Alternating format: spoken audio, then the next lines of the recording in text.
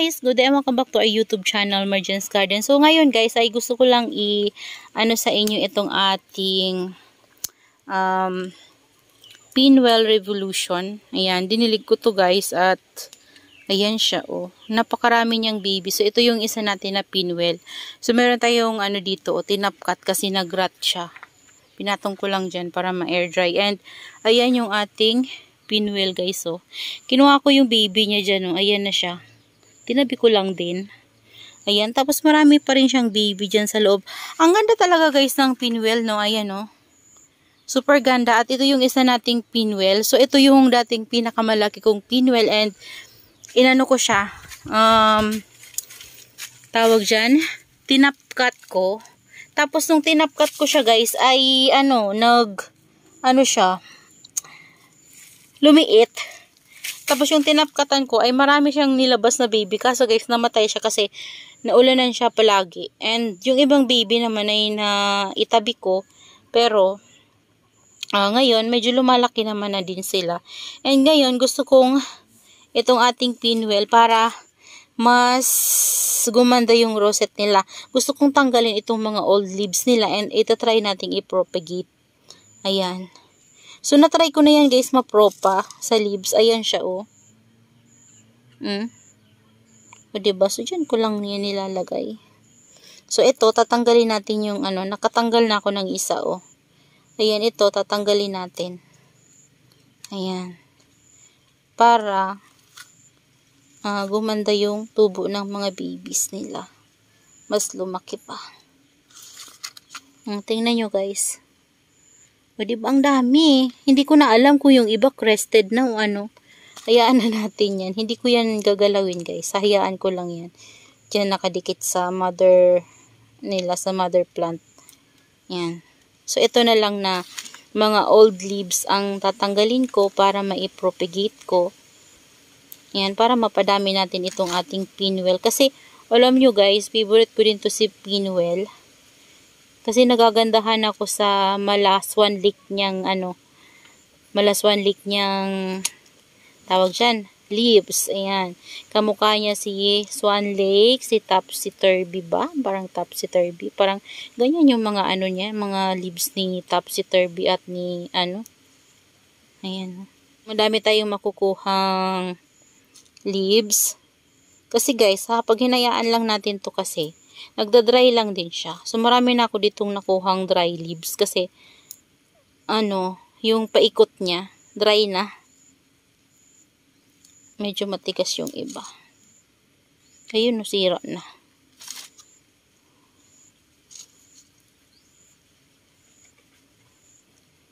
Ayan. Ang hirap, guys.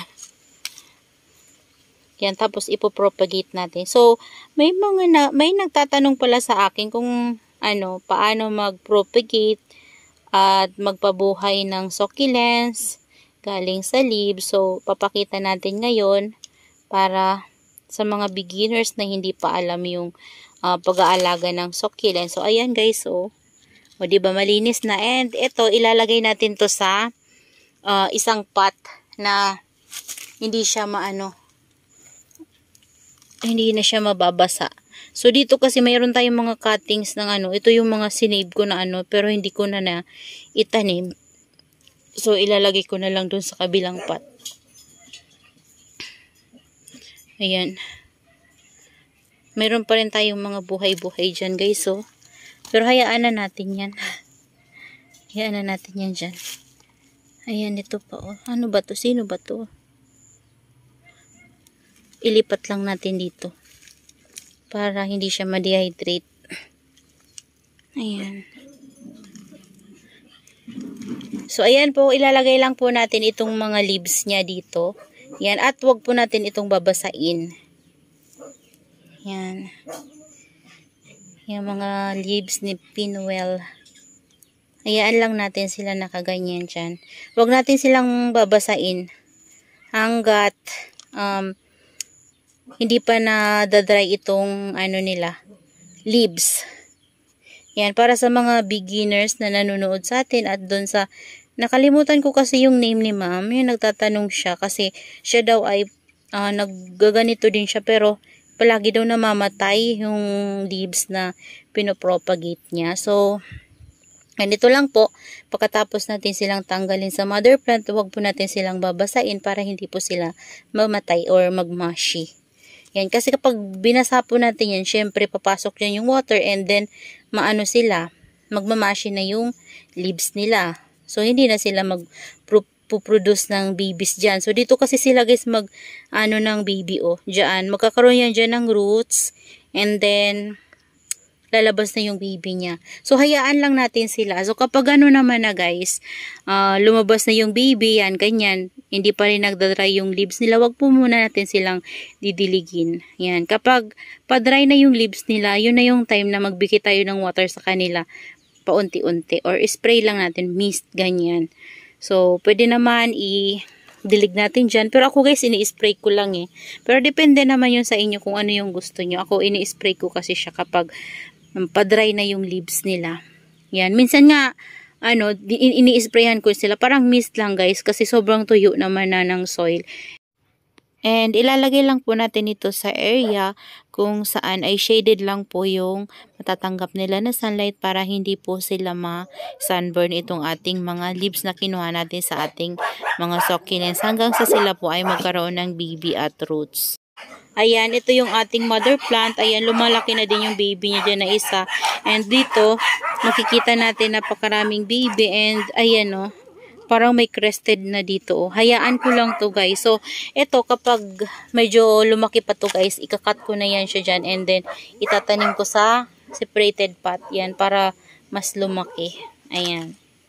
Care tips sa ating Pinwheel Revolution guys. Itong ating Pinwheel Revolution ay mabait dito guys sa lowland. Kaso lang, wag lang natin silang ma-overwater. So, pagdidilig naman kasi nito guys, ay gusto niya kapag tuyo na yung kanyang soil, saka po natin sila bigyan ng water. So, mapapansin naman natin siya guys, kapag tuyo na yung soil niya ay dami na niyang dry leaves. Yan.